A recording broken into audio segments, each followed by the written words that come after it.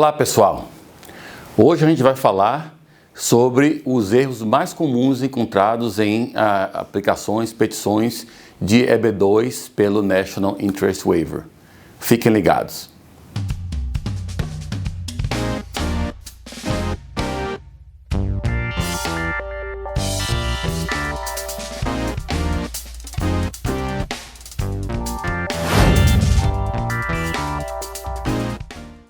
Nós temos recebido aqui no escritório vários pedidos de revisão de processos feitos por outros escritórios. E claro, cada escritório tem sua forma de trabalhar, a gente não vai aqui dizer que a gente está certo ou estão errados, não é o caso. Mas a gente tem visto algumas coisas que realmente enfraquecem, não dá para a gente fazer de conta que é só uma questão de opinião. São coisas que enfraquecem realmente o seu processo de EB2NW, mesmo que você seja bem qualificado, mesmo que a sua ideia de projeto seja boa, mas a forma que é apresentado esse processo está prejudicando às vezes sua chance de ser aprovado. E às vezes aqueles oficiais que ficam meio em cima do muro podem tender a negar o processo por conta de uma apresentação mal feita. Então, a gente vai falar aqui sobre alguns pontos, principalmente em relação ao National Interest Waiver. A parte do EB2 é matéria de lei, você já sabe que a elegibilidade, né, Advanced Degree ou Exceptional Ability, isso a gente já tem vídeo falando sobre isso, não tem muito que acertar e errar, é só mostrar o certo para a imigração e eles aprovam essa parte.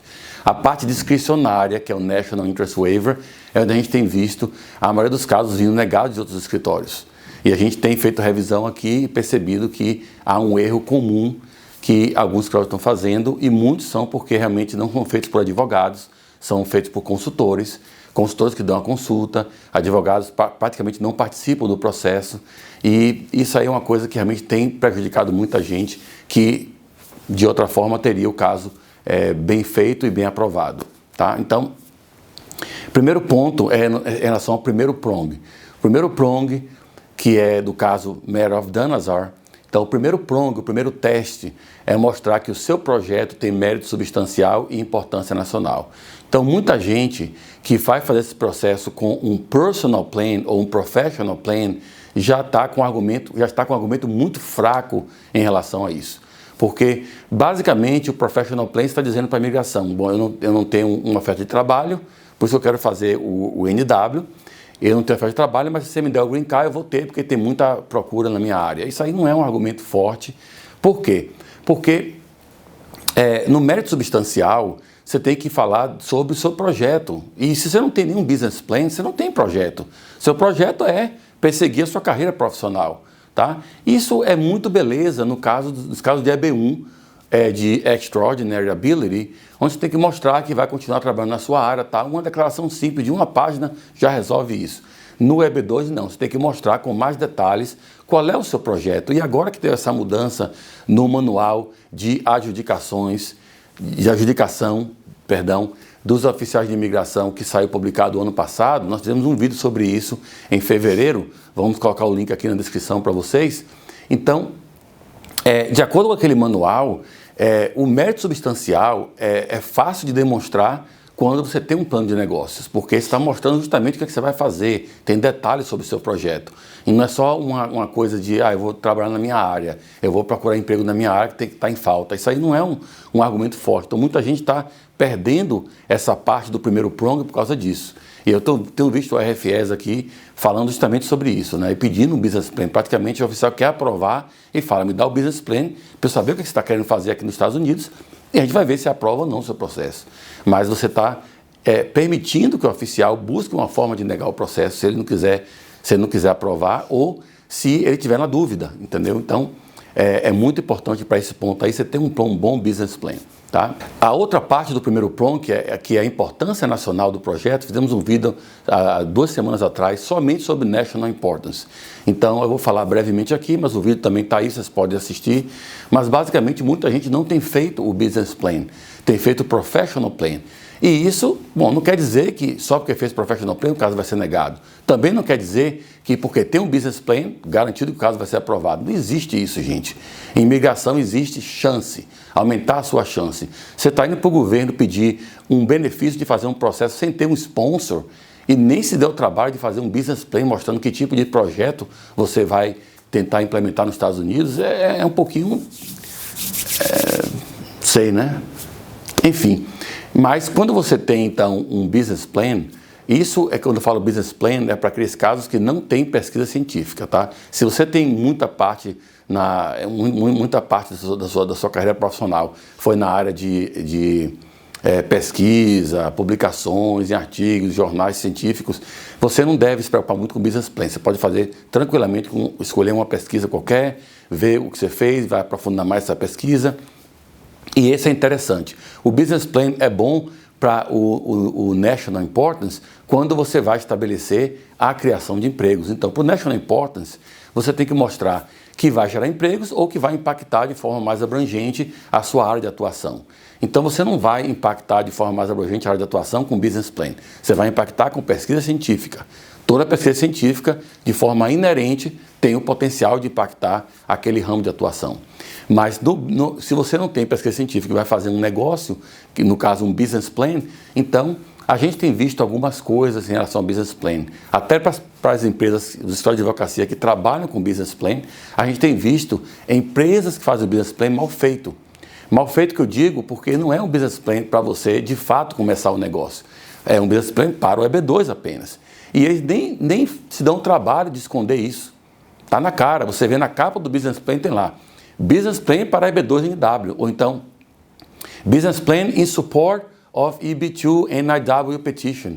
Quer dizer, isso aí está dizendo para a imigração, olha, eu não tenho intenção de fazer porcaria nenhuma, estou fazendo só esse Business Plan para ir para você ver o que é que eu quero fazer e me dar o green card, mas eu não vou fazer nada disso, tanto é que eu só encomendei isso aqui porque eu queria mostrar o processo. Isso não é uma boa estratégia, tá? O Business Plan tem que ser um Business Plan realista para você começar realmente um projeto. Você tem intenção de começar aquele projeto, você não tem que provar que vai dar certo, nem depois tem que prestar conta que deu certo, nada disso. Mas a intenção tem que ser materializada, mostrando que você tem realmente um projeto feito para isso, não para mostrar para a imigração apenas. Então o Business Plan, ele deve se abster, na nossa opinião, bem modesta, deve se abster de mostrar coisas tipo benefícios para o país, criação de empregos indiretos para o país, na capa dizendo que o Business Plan é feito em suporte ao processo de EB2NW. Então, Business Plan para você começar um negócio. Só que você usa no EB2NW, é assim que a gente faz aqui, tá?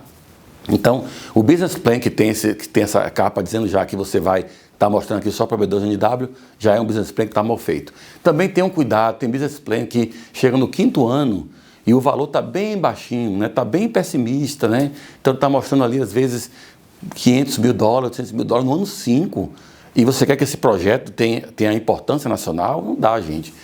Tem que ser um business plan, não pode ser também fora da realidade, mas tem que ser um business plan um pouco mais agressivo, para você mostrar realmente o potencial de crescimento. Então, por isso que às vezes é bom ter uma certa relação entre quem faz o business plan e quem faz o seu processo de EB2, porque eles podem conversar e ajustar algumas coisas para que o business plan fique dentro da realidade, mas também forte para a estratégia do processo. E o que a gente vê alguns escritórios fazendo aí eles mandam fazer com uma empresa qualquer e se vire lá. Depois me dá o business plan, o que você me der aí tá bom também para mim, não quero nem saber. Isso não é legal. Então a gente tem que ver realmente se o business plan está de acordo com a estratégia que o advogado vai usar no processo. Nós aqui, como vocês sabem, usamos o serviço da Martel Consulting em todos os nossos business plan. Eles também fazem para outros escritórios que concorrem com a gente, não é só para a gente que eles fazem, mas nós só fazemos com eles. Porque quando eles começaram a fazer business plan para EB2NW, para vistos L1, para vistos de investidor, E1, E2, E2 do caso, quando eles começaram a fazer isso daí, a gente já teve uma reunião e já dissemos, olha, nossa estratégia é assim, então o business plan precisa ter uma adequação a essa estratégia, senão depois eu não vou poder usar de forma eficaz. Então, ele já sabe o que é que o business plan tem que ter para o negócio, mas também de uma forma que facilita o nosso trabalho quando a gente vai fazer a carta de suporte, fazer os argumentos em cima daquilo, porque está tudo sincronizado. Tá? Uma máquina, umas peças todas sincronizadas, todas as partes moventes sincronizadas. Isso aí facilita, melhora a sua chance de ser aprovada. E o que eu tenho visto aí é uma falta de conexão entre os profissionais que fazem o EB2 se é que tem profissionais fazendo AB12, porque às vezes tem só consultores fazendo, né? Mas quando tem advogado fazendo, às vezes tem uma falta de conexão entre o advogado que está fazendo o processo e a empresa que fez o business plan. Então não há uma coerência nessa parte aí. E isso aí prejudica, que você vê às vezes pessoas com salário bem mais baixo do que o que se faz no mercado.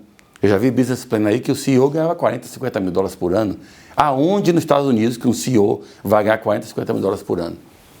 Então, às vezes um project manager ganhando 25, 30 mil dólares por ano. Gente, isso aí, se o oficial de imigração tiver um pouquinho de atenção e olhar o business plan, ele já vai perder a credibilidade.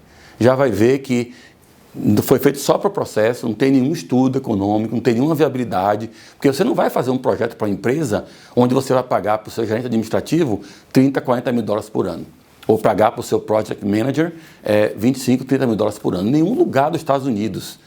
Entendeu? Então, o business plan está perdendo a sua validade, está perdendo, o oficial pode perder a confiança no business plan e achar que aquilo ali é somente para você dizer, eu fiz um business plan, pronto, está lá, se vire aí agora. Então, isso aí tem que ter cuidado, realmente tem que ser um business plan feito para um projeto de verdade. Outra coisa também que eu tenho visto algumas empresas de business plan fazendo, eles colocam no próprio business plan o cálculo de análise econômica mostrando quantos empregos indiretos vão ser criados por aquele business plan. Gente, os oficiais de imigração não são tão burros assim, tá? A gente não deve achar que eles vão aprovar só porque tem um business plan. Se você fosse fazer realmente, se você fosse americano, pense nisso. Se você fosse americano, ou já tivesse seu green card, e tivesse querendo realmente investir, abrir uma empresa, começar um projeto, uma empresa de consultoria, o que fosse, e você pedisse o profissional para fazer o business plan, você iria pedir a ele para colocar no business plan também a análise econômica, que aquilo ali teria, quantos empregos indiretos poderia criar na comunidade. Isso não é importante para quem está fazendo um negócio, é importante para o governo, para quem vai dar um empréstimo, se for mostrar para o banco, um banco subsidiado pelo governo, obviamente, com fundos do governo, um programa de incentivo a pequenas empresas, eles vão querer ver isso aí, o impacto econômico na região. Mas se você vai realmente fazer um business plan para mostrar uma empresa que você vai criar, isso não deve ter coisas que servem para convencer outros de quão bom o seu business plan é. Tá? Então, é um outro erro que a gente tem visto bastante aí e é bom que as pessoas entendam, para quando você encomendar o seu business plan e receber lá a cópia para você aprovar, olha essas coisas, olha os salários que está na parte dos empregos diretos que vão ser criados, olha o organograma, se está fazendo sentido de acordo com a empresa. Tá? Não fique achando que só porque você pagou, deixa eles fazerem tudo como eles quiserem e tudo vai dar certo, que não é assim, entendeu? Então procure lutar mais pelos seus direitos e fazer um processo mais forte. Tá? Então esse é outro problema que a gente tem visto bastante também. Em relação ao segundo prong, isso aí foi o primeiro prong, mérito substancial e importância nacional. Em relação ao segundo prong, eu tenho visto vários erros em relação às cartas de recomendação que as pessoas fazem, tá? Então a gente vai falar sobre isso agora e também sobre a carta do expert, a Expert Opinion Letter, né? Então a gente tem visto em alguns casos a carta de recomendação, ela não tem realmente todos os elementos que a imigração gosta de ver.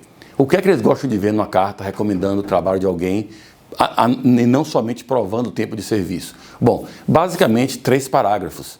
O primeiro parágrafo pode ser a pessoa que está escrevendo a carta, que está declarando, ou o declarante, vamos dizer assim, afirmando as suas habilidades naquela profissão. Então, você vai pegar uma carta de recomendação, você é, por exemplo, dentista, e você vai pegar uma carta de recomendação de um ator famoso que usou seus serviços. Esse ator não tem, a não ser que esse ator também foi para a escola de odontologia, eles não vão saber se você é bom ou não ou não é um bom dentista.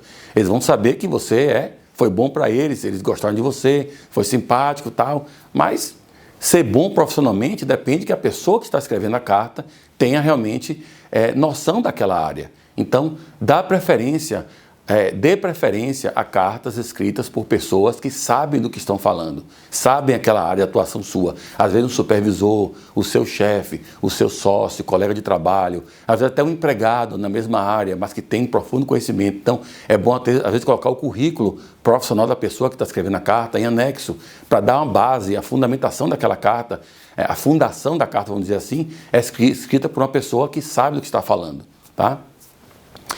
O segundo parágrafo dessa carta seria mais ou menos contando como essa pessoa conheceu o seu trabalho. Era um sócio, era um colega de trabalho, era um supervisor seu, ou foi um subordinado seu, tá? O cliente a gente não gosta muito, a não ser que o cliente também tenha perícia nessa área, mas também cliente pode ser. Então, isso são coisas que mostram que realmente aquela pessoa tomou conhecimento da sua carreira profissional, da sua performance profissional. Então, pode falar bem de você. Tá? Então, o segundo parágrafo seria mais contando o período e as circunstâncias sobre as quais a pessoa tomou conhecimento do seu trabalho para poder agora estar testando sobre a sua competência.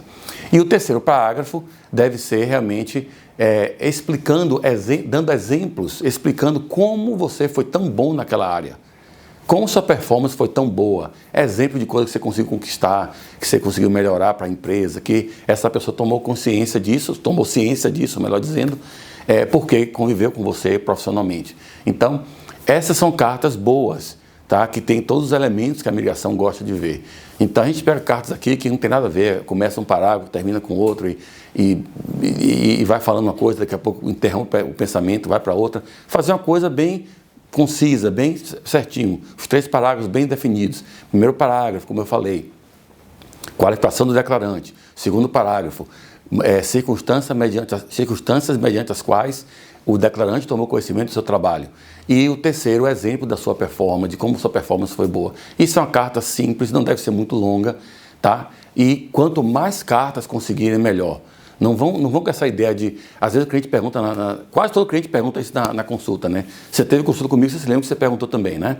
Você vai perguntar, mas quantas cartas você acha necessário? Bom, eu vou dizer para você 1000 cartas. Você vai conseguir 1000 cartas? Não. Então, o mais perto de 1000 que você conseguir. Se conseguir só 10, é o melhor? Tudo bem. É melhor do que 9, mas é pior do que 11. Então, dessa forma, quanto mais carta tiver, porque carta sozinho não vai aprovar o seu processo. Só a carta não vai ser suficiente para aprovar o processo, mas se você juntar várias cartas, as cartas tiverem boa qualidade, ao invés de somente quantidade, essas cartas podem impulsionar aquele oficial que está em cima do muro, né? E agora foi lá e caiu para o seu lado e aprovou o seu processo. Então, pensem nisso, que é muito importante. As cartas de Expert Opinion, também que fazem parte do segundo prong, principalmente, a gente tem que pedir ao expert para parafrasear o caso precedente. Tá? O que a gente está querendo provar com o segundo prong? Que você está well positioned to advance the proposed endeavor. Então, você tem que mostrar na carta de Expert Opinion Letter, o perito tem que concluir, na minha opinião profissional, essa pessoa está bem qualificada, bem posicionada para avançar o projeto proposto. Aí você tem uma carta forte de Expert Opinion. Tá? E pode até ter mais de uma também. E geralmente são pessoas com PhD, com um grau bem avançado, naquela área. Também tenham cuidado com, às vezes, empresas que mandam um expert numa área diferente. Eu já vi aqui pessoas da área de contabilidade e vem um expert na área de marketing. Não dá para usar um expert, aquele cara não é expert em contabilidade, ele é expert em marketing. Então, a gente tem que usar um expert na área de atuação que a pessoa está. Ou se é uma área muito específica e não dá para arrumar um expert, pelo menos algo parecido, algo que seja a fundação daquele estudo para chegar naquela área de conhecimento. Então, isso tem que haver um consenso, tá, gente? E aí, nós temos eu não vou falar do terceiro prong, porque o terceiro prong sempre acompanha os 2 primeiros. Ou seja, se aprovar o prong 1 e 2, o caso vai ser aprovado. Se um dos 2 prongs for recusado, o terceiro prong também vai ser recusado e o caso vai ser negado. Então, esses são alguns exemplos que a gente está vendo aqui de coisas que podem ser melhoradas no seu processo. Tá? Por que eu estou fazendo esse vídeo aqui agora? Os meus clientes não vão ter esse problema, porque a gente já faz o processo assim. A gente toma conta para não ter esses erros. Tá?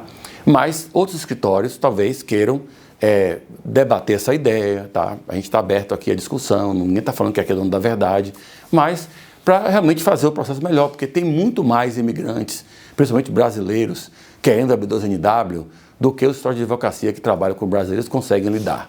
Então não existe nem concorrência assim, nem estou preocupado com concorrência, estou preocupado com qualidade, ajudar os nossos conterrâneos a realmente ter um processo forte e não vir para aqui um caso negado chorando porque faltou um business plan, porque o business plan estava mal feito e a imigração percebeu, não deu nenhuma validade àquele business plan, entendeu? Porque a carta de Expert Opinion estava muito vaga, o cara era de outra área diferente da área de atuação que você tem. Então, esses erros assim são erros bobos que não devem acontecer em caso de EB2NW, que é um caso que é discricionário. A parte do NW, como eu falo sempre, é discricionário, ou seja, é a vontade do oficial. Então, você tem que fazer o melhor possível. Você está vendendo o seu peixe para a imigração, tá? Como a gente diz no Brasil, né? Então, você não está aqui querendo provar apenas os fatos, você tem que convencer o oficial de que você merece aquele benefício discricionário, tá? Eu espero que vocês gostem desse vídeo.